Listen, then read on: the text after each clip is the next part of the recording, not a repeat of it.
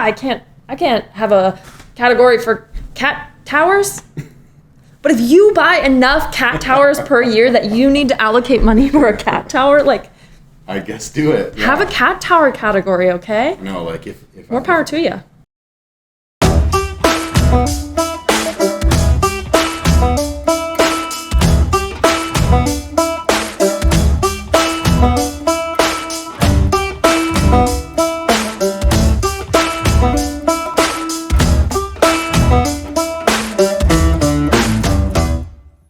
Let's talk personal finance. Okay.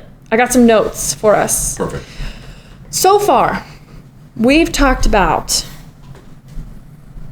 knowing where you want to go with your money, tracking your expenses so you can have a better understanding of how you're going to accomplish that. And today we're going to talk about budgeting, which is going to be, you setting the expectations for how you're moving forward with money. So if you haven't done the homework yet of tracking some expenses, it might be helpful to do that. If not, that's all right. You can't keep not doing it though, or else you probably won't improve.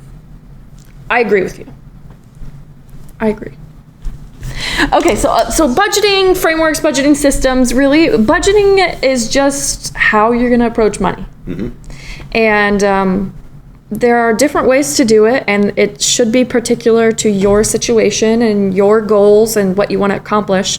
A very popular strategy when I Googled, I've heard of it before, I promise, is the 50-30-20 strategy. Have you heard of this one? No, I haven't. Okay.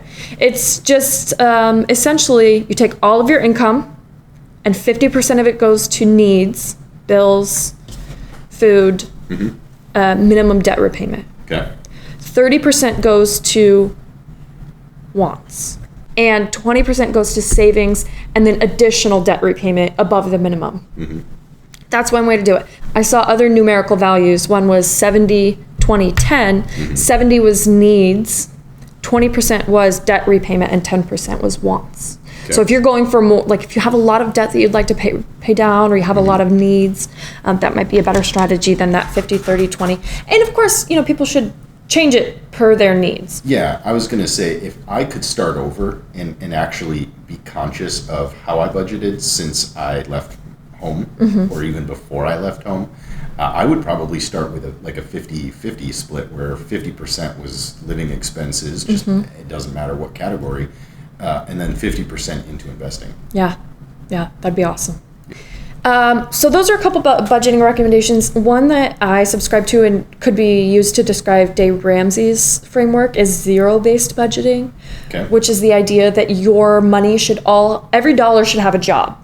It should be allocated somewhere, and there should be no money left over, quote unquote, left over each month. By leftover, do you mean that is just not allocated into some category? Correct. Okay. So you have savings, you have spending, Okay, but you just call it savings, you call it spending, you call it emergency budget. Which I do, and I think that helps me make sure I do the pay myself first situation, which is, money goes into the savings category. Which has been really helpful to me. My husband hates it. Okay. Because some people do. Some people do hate it, and so that's not a great strategy for him.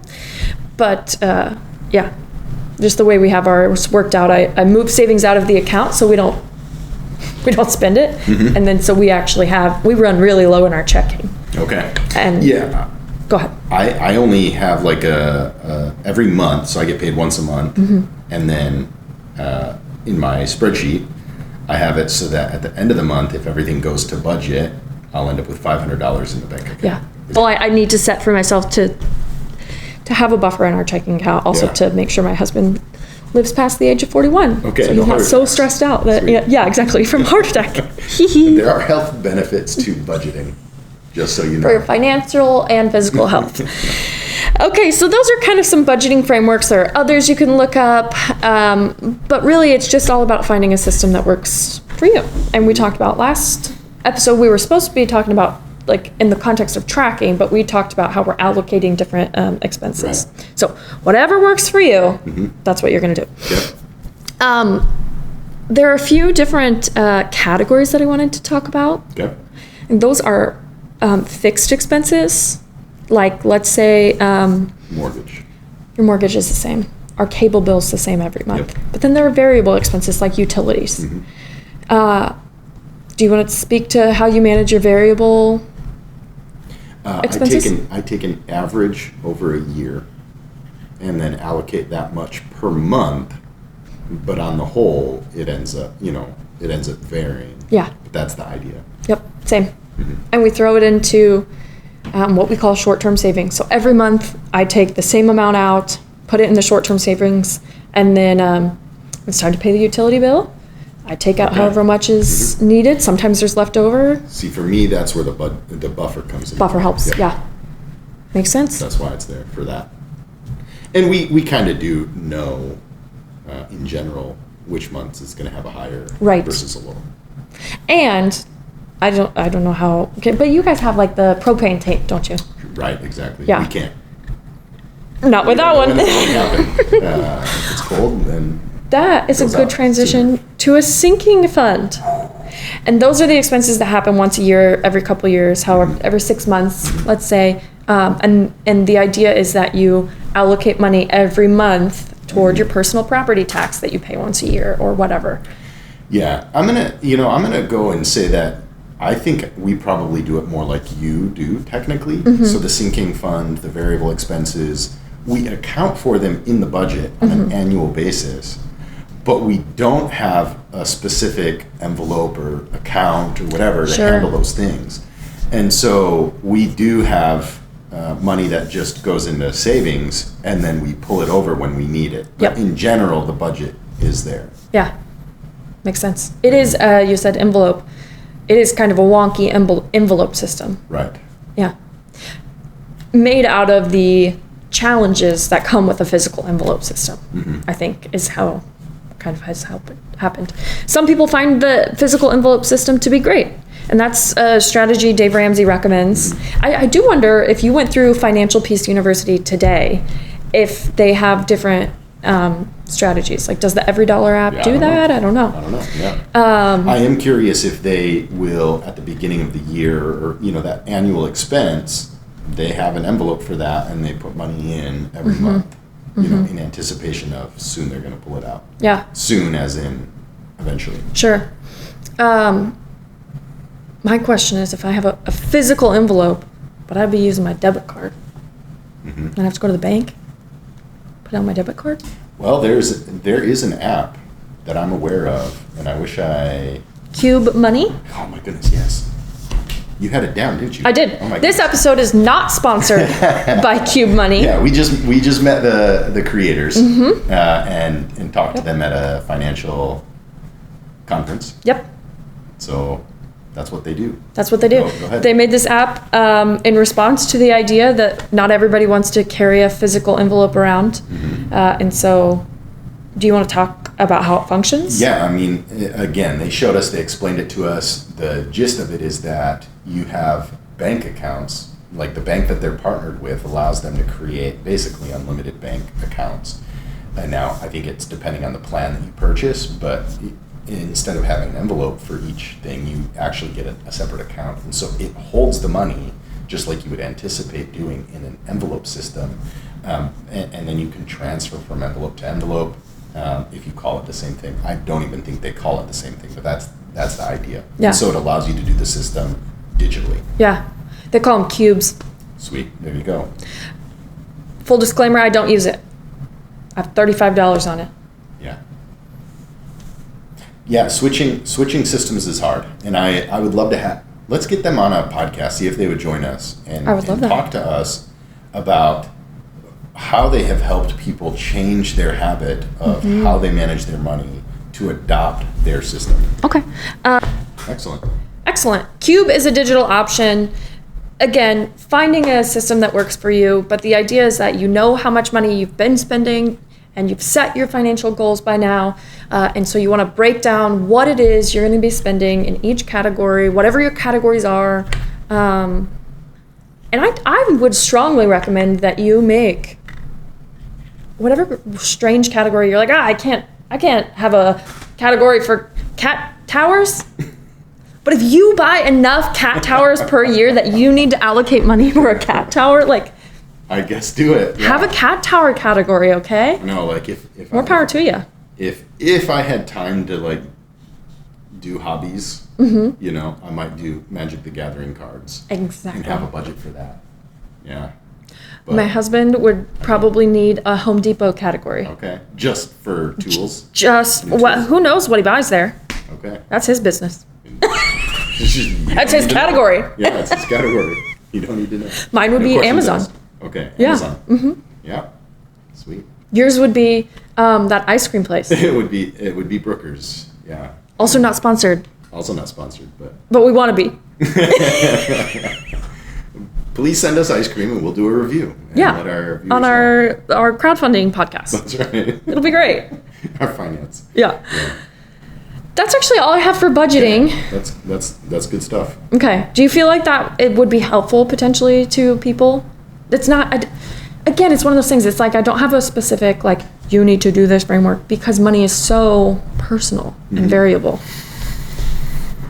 Well, if I was someone contemplating budgeting, you know, what we've talked about, I would probably just add to it the idea that when you're trying to budget, you need to take what you have available and break it down into each category. And if you know it's not realistic, so we've done this before, me and my wife, where we've said, can we let's allocate this money to each of the categories, and then we like look at the number at the end and it's too much, like I don't earn that much, and we say, okay, well, where do we have to decrease and how can we do that? And obviously that's one strategy, and another strategy, which eventually we will talk about, is increasing that income instead. So instead of decreasing your standard of living, you just increase your income. And but to figure it out, you have to lay it all out and add it up, see what you're going to do. You might end up realizing that, oh, you're going into debt on your credit card because you have too high of a budget allocated to certain things, and you don't have the income for it. Or, you know, yeah, I'll just say that as you do it, the purpose of creating the budget, the process of it, is to just guess, in a sense, of what you think it should be, look at the total, see what money you have left over, or if you've gone over, and then adjust from there. Yeah. And give every dollar a job. So if you get done and you have a lot of money left over, man, allocate it to investing, Yeah. to increasing your future financial situation. Yes. Improving. You're talking about, you do the budget, you realize, oh man, It's off. we don't make that much money. Right. That speaks to what you've said previously, picking your priorities. Right. Maybe you have a high car payment and you have Yeah. 4 gym memberships. I don't have 4 gym memberships, but I have sold a car before in order to just have, like, so we had 3 cars for a period of, 2 cars for a period of time, minivan and a sedan, and we were anticipating that our minivan would die soon, so we sold the sedan in order to save and then have a down payment for a new minivan when the other one died. It didn't end up dying, but we still bought a new minivan, so now we have 2 minivans. Hey. I know, it's great. But we did sell it thinking, hey, it'd be better to have the money than the asset because it was paid off. So it was just all cash that we were able to put into savings at the time. Yeah. Kent and I moved last year.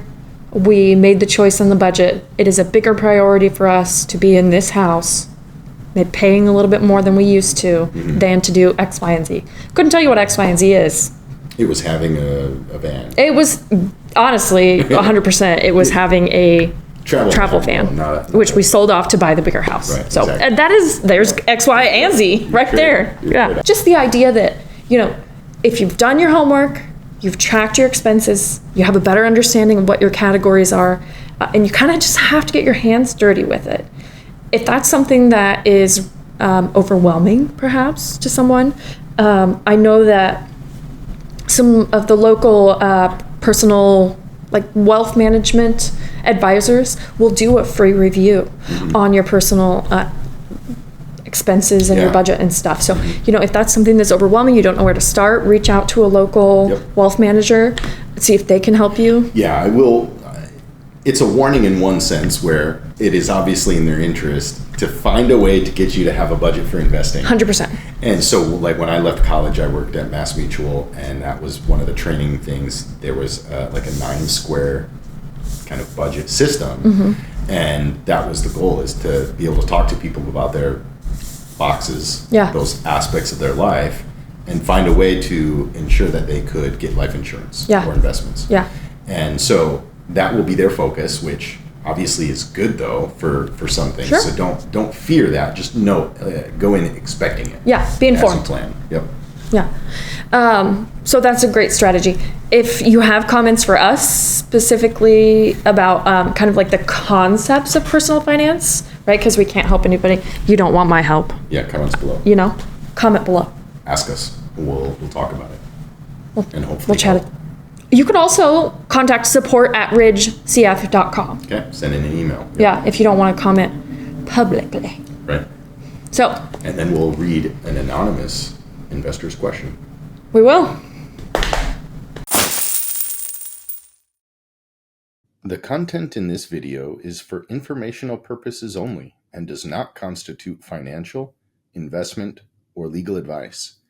Investing in securities involves risk, including the potential loss of your entire investment.